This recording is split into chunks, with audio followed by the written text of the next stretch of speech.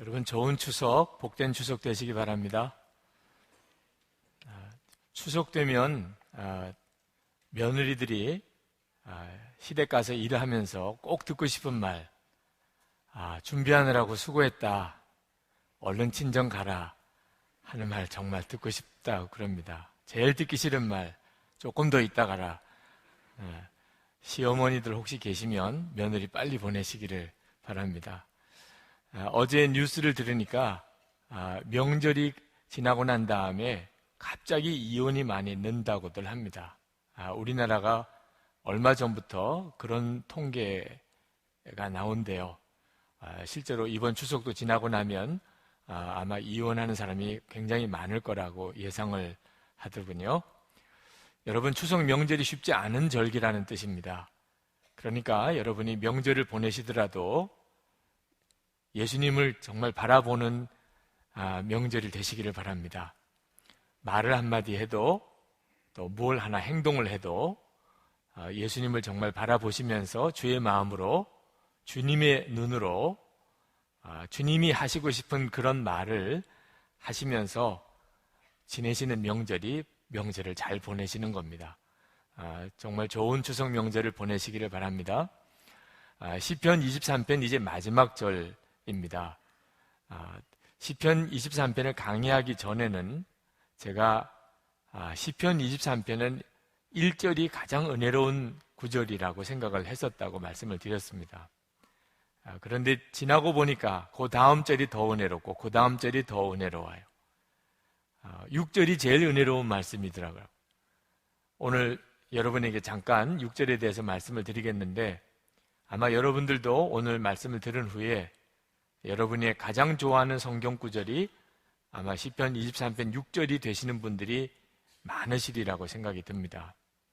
이 시편 23편 6절이 이 시편 23편 6절 중에 제일 은혜로운 이유는 우리가 예수님을 믿고 누리는 가장 놀라운 축복을 6절이 그대로 보여주고 있기 때문입니다. 예수님을 믿고 우리가 누리는 가장 기적과 같은 축복이 바로 우리에게 하나님의 존재 의미가 완전히 달라진다는 겁니다. 하나님은 천지를 창조하시는 하나님이시고 또 세상을 심판하시는 하나님이십니다. 누구도 하나님 앞에 섰을 때 두렵지 않을 사람이 없죠. 그런데 예수님을 믿고 나면 완전히 달라집니다. 예수님은 다윗이 고백한 것처럼 정말 내 평생에 그 선하심과 인자하심이 항상 나를 따르리니 라는 고백이 되시는 하나님이 되십니다. 다윗은 하나님을 그렇게 믿었어요. 하나님은 다윗에게 있어서 평생 선하시고 인자하신 하나님이셨습니다. 이것이 기적이에요. 예수를 믿어야만 이루어지는 기적입니다. 예수님이 여러분에게도 항상 선하시고 인자하신 하나님이십니까?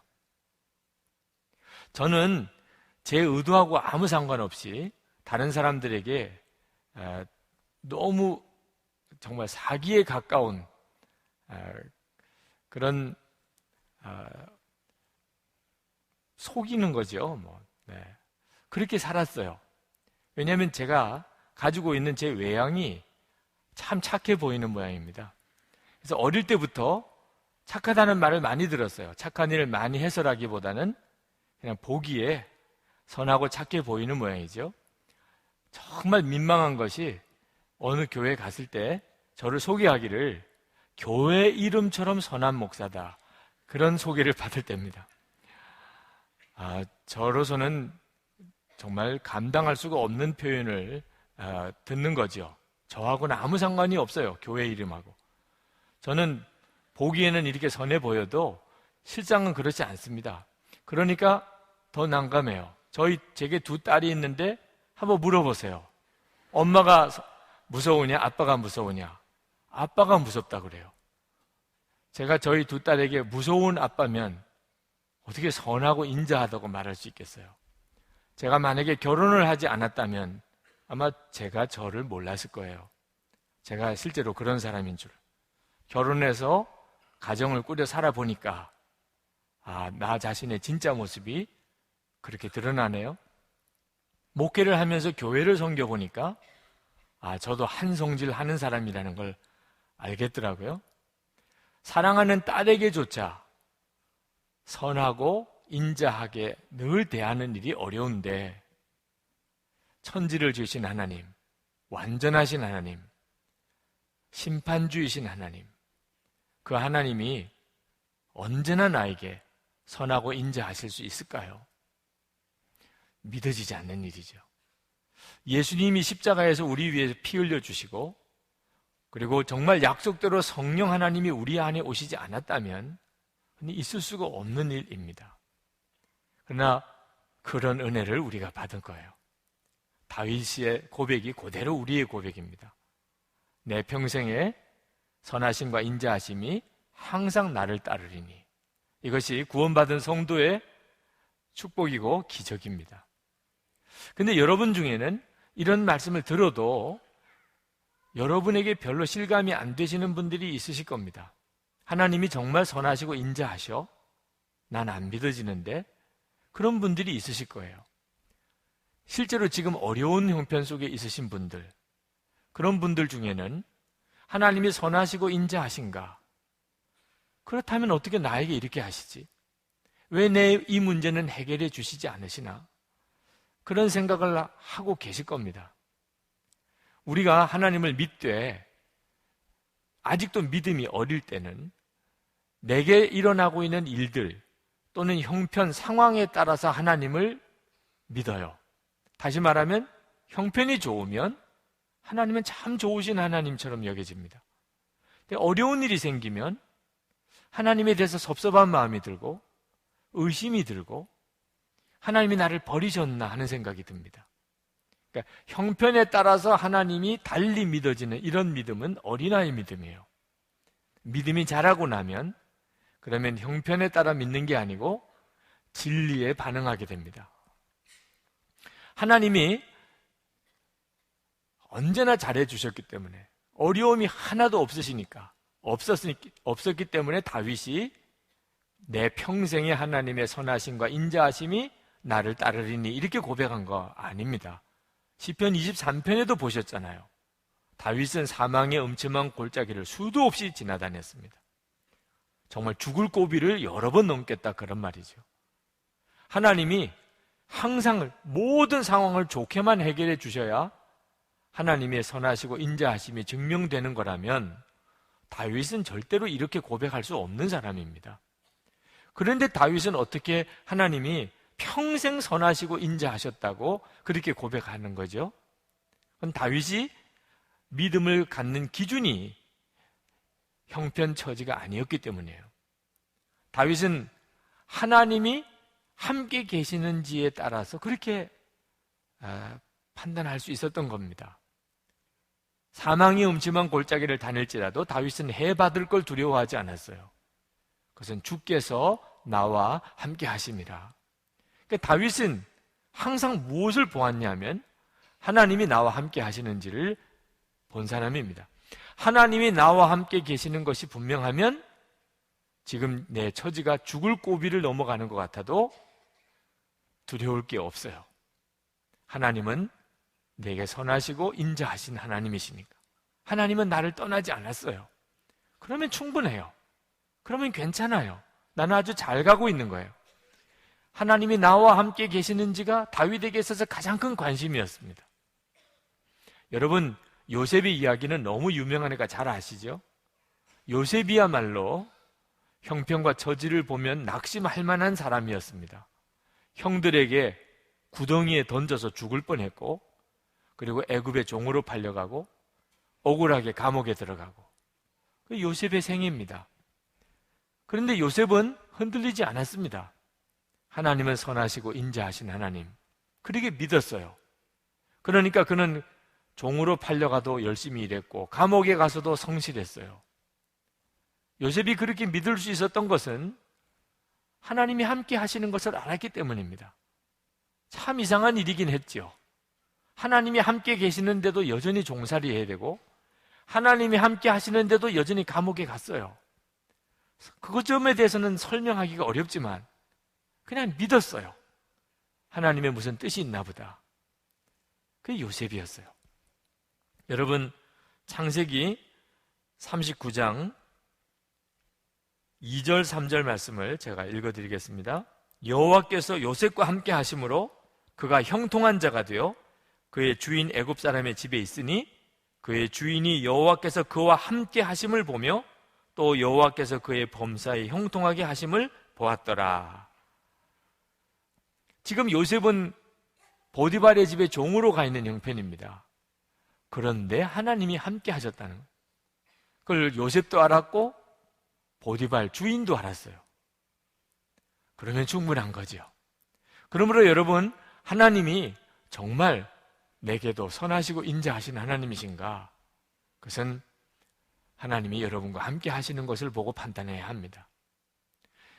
하나님이 여러분과 함께 하시는 것이 분명하다면, 그러면 지금 하나님은 여러분을 정말 사랑하고 계시고 하나님은 여러분을 정말 선하게 대하고 계시고 인자하신 거예요.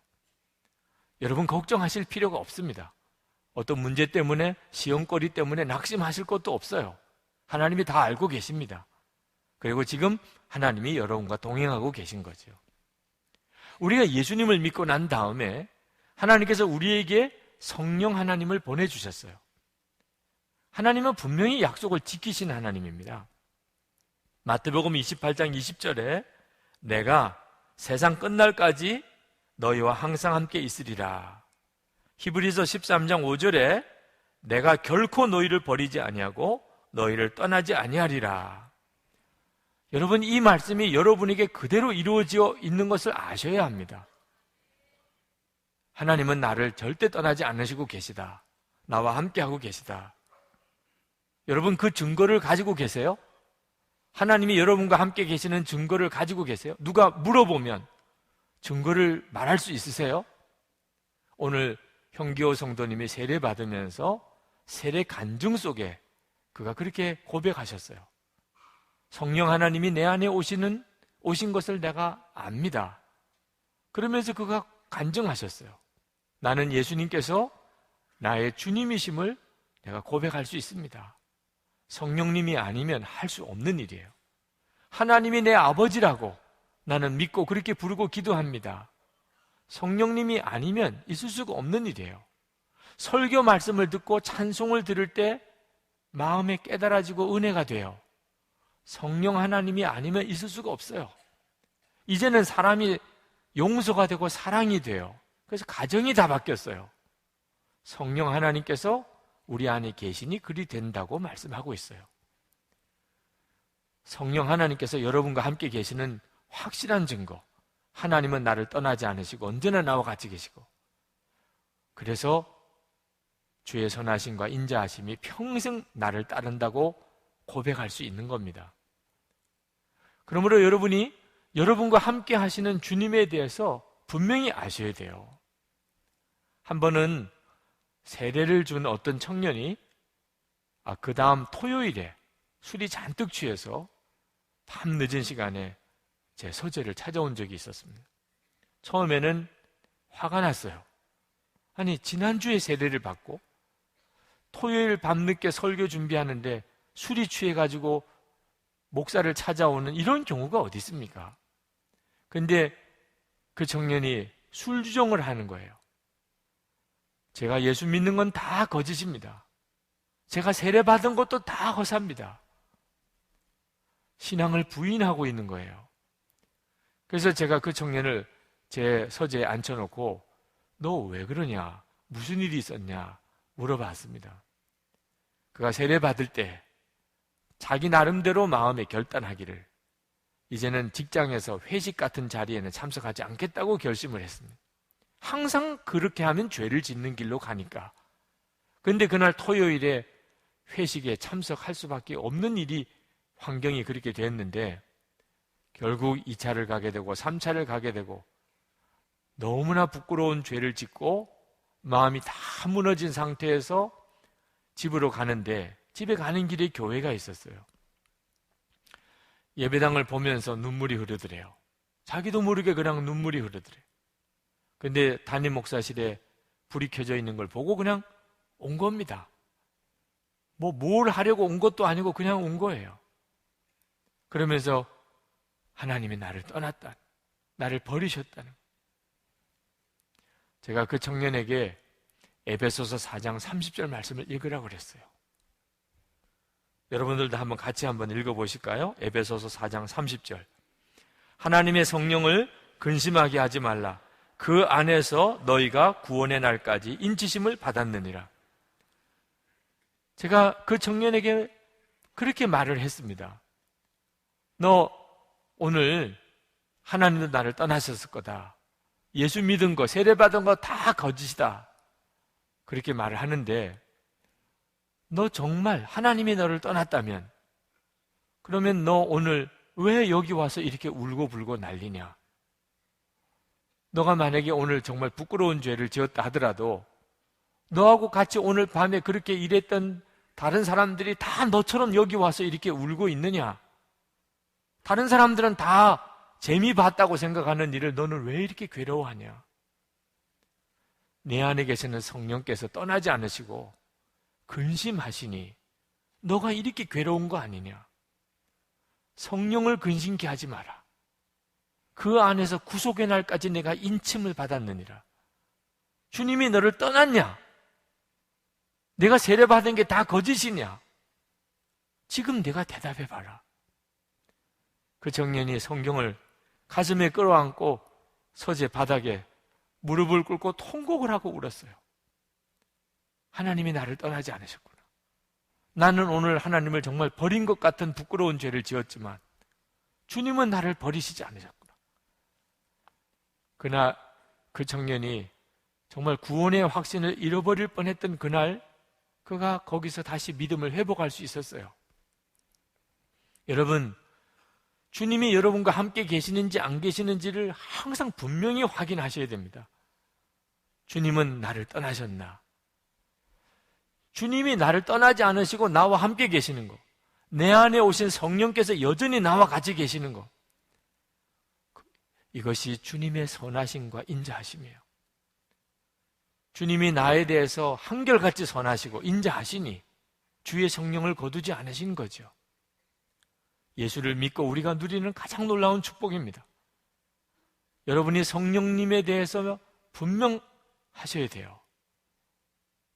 분별하실 수 있어야 돼요. 이거 주님이시구나.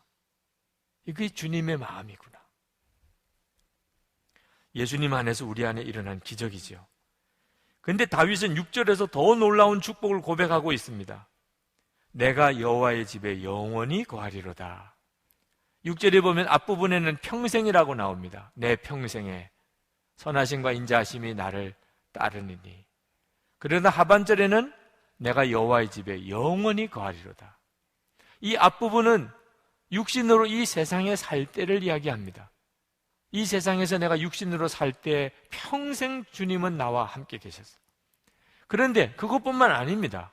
그것도 놀라운 축복이죠. 주님이 언제나 나와 같이 계셔 주시는 거, 이건 정말 황홀한 기적이죠. 그러나 이제 더 놀라운 기적이 일어납니다.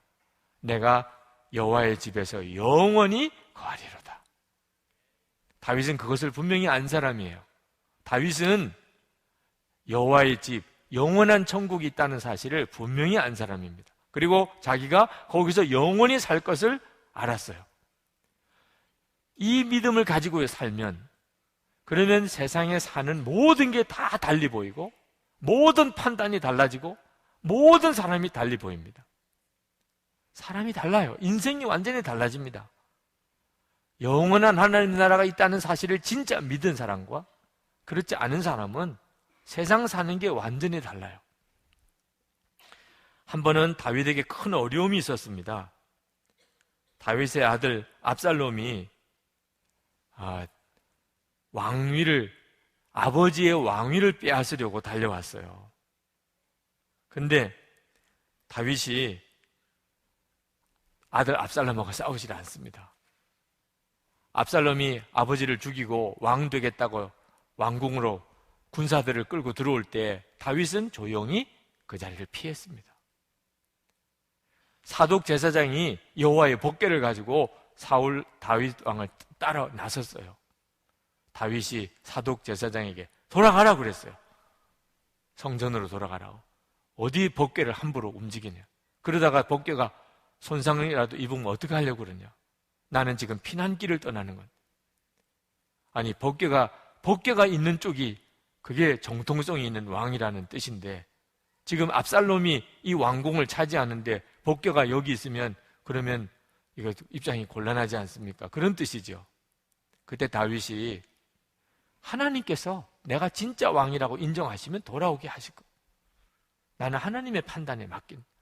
법궤 가지고 다니면서 내가 정통성이 있는 왕이라 그렇게 주장하고 싶지 않다. 어떻게 이런 마음이 생길 수 있죠? 영원한 하나님의 집이 있음을 진짜 알았기 때문에. 다윗은 자기가 정말 가고 싶은 곳, 그리고 진짜인 곳이 그게 하나님 앞에서 누리는 영원한 하나님의 집이에요. 그런 이 세상에서 왕되고 안 되는 것은 다윗에게 있어서는 별로 문제가 되지 않았습니다. 내가 하나님 기뻐하는 뜻대로 하느냐, 그게 문제인 거죠. 만약에 내가 하나님의 기뻐하는 뜻대로 했는데 왕위에서 쫓겨났다, 난 상관이 없다는 뜻이죠. 하나님의 나라에 대한 분명한 믿음을 가지고 있는 사람은 세상 보는 것과 사는 게 완전히 달라져요. 여러분, 지긋지긋합니까? 여러분의 사는 집이? 나는 왜 이런 집에서 살아야 되지? 나는 왜 이런 집안에서 살아야 되지? 하나님의 나라가 분명하게 믿어지면, 그러면 여러분이 그렇게 지긋지긋하다고 생각하던 집안이나 직장이나 여러분의 주변 환경이 다 달리 보이는 거 아십니까? 사명일 뿐이에요. 이게 하나님이 내게 주신 사명이구나. 내가 얼마나 더 살지 모르지만 내가 내 가정을 위해서, 내 직장을 위해서, 이 사회를 위해서 내가 뭘 해야 될까? 보는 눈이 달라지면 그러면 모든 게 변합니다. 사람도 다 달라져요. 억울한 것도 없어집니다. 미울 것도 없어요. 특별히 교회를 보는 눈이 다 달라져요. 영원한 하나님의 집이. 그것을 지금 우리가 누리고 이 세상에 사는 동안에 경험하는 것이 교회예요. 교회 문제가 많은 일이 있습니다. 교회 안에서 여러 가지 시험되는 일도 많고 또 그것이 때때로 사회적으로 문제가 될 때도 있어요. 그러나 영원한 하나님의 나라에 대해서 눈이 뜨이고 나면 교회를 사랑하게 됩니다. 지난 8월 말에 아주 작은 일이기도 하지만 제게 있어서는 대단히 큰 일, 저는 우리 모두에게도 그렇다고 믿습니다만 그런 일이 하나 우리 교회에서 일어났습니다. 그것은 그동안에 교회 경비, 청소하는 일을 외부 용역업체에 우리가 그동안 맡겨서 해왔습니다. 그렇게 할 수밖에 없었던 사정이 있었어요. 여기에 이 예배당 건축을 할 때만 해도 우리 교회 교세가 몇백 명 수준입니다. 8천여 평이 넘는 건물을 지었어요. 자, 이 관리, 경비, 청소 도무지 감당할 수 없는 형편이었습니다. 교회 주변에 주택가가 형성되어 있었던 것도 아닙니다. 할 수 없이 외부 용역업체라도 이 일을 맡겨서 예배당 관리하고 청소를 해야만 했습니다. 그런데 지금은 주일 출석만도 5천 명이 넘는 교세가 되었습니다. 담임 목사로서 제 마음에 가장 걸리는 것 중에 하나였어요. 왜 우리는 경비와 청소를 외부 용역업체에 맡기고 이렇게 손을 놓고 있어야 하나? 그래서 장로님들과 그 문제를 의논하고 다 한 마음을 주셔서 작년부터 이 일을 추진했는데 계약 관계가 또 중요한 문제라 지난 8월 말일부로 용역업체와의 계약을 이제 해지했습니다. 자, 그럼 무슨 의미가 있는 거죠, 이제? 우리가 마음껏 경비도 쓰고 청소도 할 수 있는 놀라운 날이 왔다는 뜻입니다. 여러분 기쁘시지 않습니까? 여러분들 그동안 답답하셨죠? 경비도 해보고 싶고 청소도 하고 싶었는데 이게 다 용역업체에 우리가 계약해서 맡겨준 일이라 함부로 우리가 또 일하겠다고 나서면 그분들 일자리 뺏는 것도 같고 그래서 답답하지만 못하셨잖아요. 근데 이제는 마음껏 할 수가 있게 됐다는 거예요. 교회 경비와 또 안내, 교회 청소하는 일이 사실은 여러분 깨닫고 보면 이거는 황홀한 축복입니다. 황홀한 축복이에요.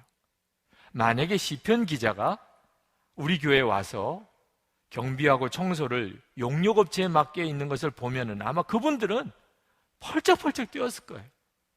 세상에 어떻게 이런 일이 있을 수 있냐면,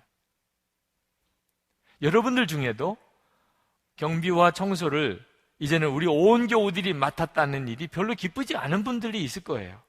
하도 귀찮은 일이 생겼구나. 시편 84편 10절에 보면 주의 궁정에서의 한 날이 다른 곳에서의 첫날보다 나은즉 악인의 장막에 사는 것보다 내 하나님의 성전 문지기로 있는 것이 좋사오니. 경비가 좋은 거예요. 정말 좋은 거예요. 은혜 눈이 열리고 나면 경비하는 건 황홀한 일이에요. 지금 현재 경비 쓰시고 우리 청소하시는 분들은 용역업체 직원들이 아니십니다. 8월 말까지는 신분이 그러셨어요. 그런데 지난 우리 용역 관계를 다 정리하면서 이분들에게는 또 직장이시잖아요. 그래서 기회를 드렸습니다. 선한목자교회 교인이 되시고 선한목자교회 직원이 되시기를 원하십니까? 여러 가지 조건을 비교해 보셨어요. 이분들은 다 선한목자교회 교인과 직원이 되시기를 원하셨던 분. 이분들은 물론 유급으로 일을 하십니다. 저도 그렇지만 우리 목사님 또 장로님 여러분 모두가 다 이제 교회 마음껏 청소하고 경비 보실 수 있는 문이 활짝 열렸습니다. 그동안 답답해 하시면서 못하셨던 분들 마음껏 하실 수 있습니다. 신청하시면 돼요. 그동안 신청하신 분이 적다는 이야기를 들었습니다. 그래서 진행하시던 장로님께서 폭 마음이 낙심이 되어 계시더라고요. 그래서 제가 그랬어요. 이게 얼마나 기쁜 소식인지를 몰라서 그러실 거라. 또 이런 놀라운 일이 벌어졌다는 사실을 아직도 분명하게 듣지 못해서 그랬을 거라. 여러분, 정말 하나님의 나라, 영원한 천국에 대해서 눈이 뜨이고 나면, 그러면 전에는 힘들고 어려운 일이 생기는 것 때문에 하나님도 의심하던 수준에서 이제는 하고 싶어져요. 주님을 위해서 내가 더 어려운 일도 감당하고 싶어요. 이건 참 놀라운 기적이죠. 다윗은 그 축복을 누리고 있는 겁니다. 다윗은 이미 영원한 하나님의 나라를 누리고 있는 거예요. 그런데 여러분 중에는 왜 내게는 그런 눈이 안 뜨일까? 다윗이 그렇게 기뻐하고 좋아하는 영원히 하나님의 집에서 살 것이라고 하는 이런 느낌이, 그런 기쁨이 왜 내게는 없을까? 그러신 분들은 이유가 있습니다. 여러분에게 영원히 하나님의 집에서 사는 기쁨이, 그 가슴 설레는 기대가 없는 이유는 지금 예수님하고 사는데 문제가 있기 때문이에요. 예수님이 여러분의 마음에 왕이 되시고 여러분의 인생의 목자가 되셔서 아침부터 밤에 잘 때까지 늘 예수님께서 여러분을 인도하시고 여러분이 예수님과 함께 사는 삶을 살지 못하는 분들은 하나님 앞에 가서 하나님과 영원히 산다는 게 별로 기쁘지가 않아요. 왜? 하나님은 가까이 하기에는 너무나 먼 당신이거든요. 여러분 한번 상상해 보십시오. 죽고 난 다음에 이제 천국에 갔어요. 예수를 믿으면 천국에 간다고 했으니까. 천국에 가면 하나님을 만나게 됩니다. 근데 그 하나님이 아버지라고 믿었어요. 성경에 그렇게 기록이 됐으니까. 자, 하나님 앞에 올라가면서 명함을 하나 가져갑니다. 하나님의 명함이에요. 거기다 뭐라고 썼느냐? 이 명함을 가지고 오는 자는 내 아들이다, 내 딸이다. 그거 하나 믿고 가는 거예요. 천국에 갔는데 하나님을 만나 뵈려고 갔더니 눈이 부셔서 감히 쳐다보지도 못하겠어요. 고개도 못 들겠어요. 말 한마디도 못하겠어요. 하나님 아버지라고 믿고 오기는 왔는데. 그래서 옆에 있는 천사에게 명함을 주었어요. 저분에게 갖다 드리세요. 제가 이런 사람이랍니다. 여러분, 이런 천국에서 얼마나 더 살겠어요, 정말. 세상 없이 불편하잖아요. 하나님과 함께 살아본 적이 없어요. 그저 하나님이 내 아버지일 거라고만 그렇게 생각하고 가는 천국. 이런 천국에서 영원히 산다. 그게 뭘 내 마음의 기쁨이 되겠나요? 주님과 늘 함께 살았어요. 24시간 주님을 바라보고 살았어요. 힘들 때나 즐거울 때나 늘 아버지와 같이 살았던 사람은 아버지와 함께 영원히 사는 게 기쁘지요. 아버지와 함께 살아보질 않았어요. 아버지가 계시다는 것만 알았어요. 근데 어느 날 나이 들어서 아버지를 만났어요. 세상이 얼마나 불편해요. 여러분은 어느 쪽을 택하시겠어요? 예수님을 항상 바라보시라. 24시간 바라보시라. 그리고 그것을 일기로도 써보시라. 지금 여기서 주님과 함께 살아본 사람만이 영원한 천국이 가슴이 설레는 거예요. 가고 싶은 거예요. 그 천국이 있으니까 세상을 견딜 수가 있는 거예요. 그러면 왜 나에게는 그렇게 주님이 친밀하게 함께 살고 인도하시는 경험이 없을까? 주님이 여러분에게 그런 기회를 안 주시는 게 아니고 못 주시는 거죠. 주님을 진짜 목자로 믿지를 않으니까. 문제만 생기면 주님께서 해결해 주시기를 기다리질 않아요. 어려움만 생기면 주님을 바라보지를 않아요. 자기 방법으로 자기 생각으로 문제를 해결하려고 발버둥을 칩니다. 목자 없는 양이에요. 예수님이 내 목자시라. 양이 그렇게 믿으면 자기가 문제를 해결하려고 쫓아다니지 않습니다. 내가 할 일은 언제나 목자 되시는 주님만 바라보는 거죠. 그러면 주님은 반드시 역사하신다니까. 이번에 감리교 목회자 기도 모임에 갔다가 어느 목사님의 간증을 듣고 은혜를 받았어요. 우리 교우들에게 소개해드리고 싶었어요. 그 목사님과 섬기는 교회가 지금 굉장한 어려운 처지에 빠졌습니다. 그 주변에 다 재개발이 들어갔습니다. 그리고 토지 보상까지 들어갔어요. 목사님과 교회가 이제 다 수용이 되게 됐으니 우리가 빨리 적절한 곳에 땅을 사서 예배당을 옮겨 지읍시다. 그래서 아주 좋은 대지를 마련을 하고 이제 그곳에 건축을 다 설계까지 마쳤습니다. 이제 이 토지 보상을 받으면 은행에서 융자한 것을 다 갚고 건축을 이제 시작할 때가 됐어요. 그런데 지난 주간에 그 모든 재개발 계획이 다 취소가 됐다는 공고가 나왔습니다. 취소가 됐어요. 수용하는 거 다 이제는 없던 일이 됐어요. 이 교회는 큰일 났어요. 거액을 들여서 은행 융자를 받아서 땅을 사놓고 예배당 건축까지 지금 시작을 하고 있는 편에 이거 어떻게 해야 돼요? 빚더미에 올라갔습니다. 이자를 갚는 것도 지금 버겁고 교인들의 마음을 추스리기도 어려워요. 목사님이 마음이 녹았습니다. 이걸 어떻게 수습해야 될지. 아무리 의논해도 답이 없고 걱정만 가득하고 그런 형편에 그 기도 모임에 참석을 하셨습니다. 기도 모임 중에 하나님이 주신 말씀은 예수님을 바라보라. 예수님 안에 거하라 하는 것이었어요. 이 목사님에게는 그 말이 하나도 위로가 되지도 않았고 답도 되지도 않았어요. 지금 당장 큰 재정적인 문제가 생겼습니다. 건축 문제가 지금 큰 어려움에 부딪혔어요. 근데 지금 언제 한가하게 예수님 안에 거하고 주님만 바라보겠냐면 무슨 뚜렷한 해결의 방법이 있어야 되지 않겠나. 이제 저녁 집회가 끝나고 통성기도 시간에 기도가 안 되더래요.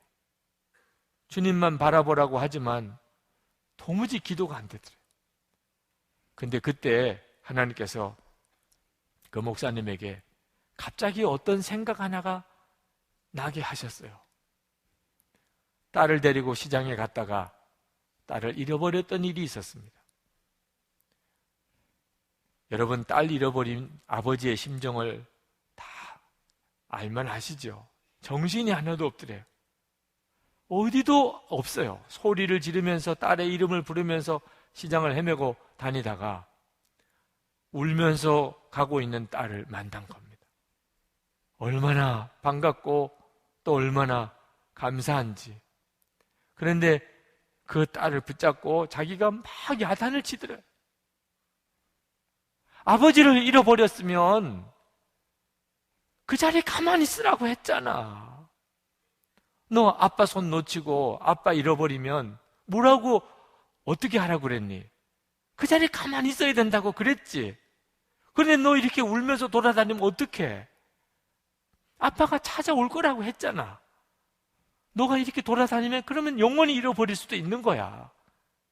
다시 또 그럴래 안 그럴래? 막 그러면서 야단을 치고 있는. 여러분, 딸 잃어버렸다가 찾으면 참 그런 마음이 한편으로는 감사하면서도 한편으로는 정말 야단치고 싶은 마음이 들죠. 근데 그 장면을 하나님이 보여주시더래. 그러면서 하나님께서 물으시더래. 너는 왜 울고불고 돌아다니고 있니? 왜? 그렇구나. 예수님 안에 거하라. 주님만 바라보라는 게 그게 하나님의 완벽한 답인 걸. 내가 그때 아빠 잃어버린 내 딸처럼 마음만 불안하고 급하니까 그냥 울면서 불면서 여기저기 돌아다니니 진짜 아버지 영원히 잃어버릴 뻔한 거죠. 우리 주님이 도와주실 수가 없다니까. 주님을 진짜 믿고 주님 안에 거하고 주님을 바라보지 않으니 우리 주님이 어떻게 도와주실 방법이 없게 산다 말입니다. 여러분, 시편 23편은 그냥 읽고 넘어가기에는 너무나 안타까운 성경이에요. 너무나 놀라운 말씀입니다. 이 시편 23편은 저의 고백과 여러분의 고백이 되어야 합니다. 주님은 그렇게 하려고 주신 거지요. 그러면 첫 번째 나오는 구절, 여호와는 나의 목자시니, 그 점이 분명하셔야 돼요. 그냥 말만 여호와는 나의 목자가 아니시고 여러분의 삶에 모든 것은 주님이 다 책임지셨어요. 우리에게 주님이 원하시는 것은 오직 주님만 바라보고 주님만 죽으라고 붙잡고 주님께만 순종하고 가는 겁니다. 주님께 다 맡기는 거예요. 걱정하고 염려하지 말고 주님께 완전히 맡기고 사는 거예요. 그러면 분명히 주님은 약속하셨어요. 사람이 감당할 시험 밖에는 너에게 당한 것이 없나니 오직 하나님은 미쁘사 너희가 감당치 못할 시험 당함을 허락지 아니하시고 시험 당할 즈음에 또한 피할 길을 내사 너희로 능히 감당하게 하시느니라. 로마서 8장 28절에 우리가 알거니와 하나님을 사랑하는 자 곧 그 뜻대로 부르심을 입은 자들에게는 모든 것이 합력하여 선을 이루느니라. 여러분의 삶 속에 이 시편 23편의 말씀이 그대로 이루어지게 되기를 축복합니다. 우리 이 시간 기도합시다. 주님께 구합시다. 주님, 예수님 정말 나의 목자이신 것을 제가 다시 고백합니다. 제가 아무리 급하고 두렵고 어려워도 제 스스로 이리저리 방황하지 않겠습니다. 이 사람 저 사람 찾아다니고 헤매지 않겠습니다. 주님을 더욱 바라봅니다. 주님 안에 더 있기를 원합니다. 주님이 이끌어 주시고 주님이 나를 책임져 주시는 것을 믿습니다. 주여, 제 눈을 열어 주를 더욱 바라보게 해 주옵소서. 우리 통성으로 기도하겠습니다.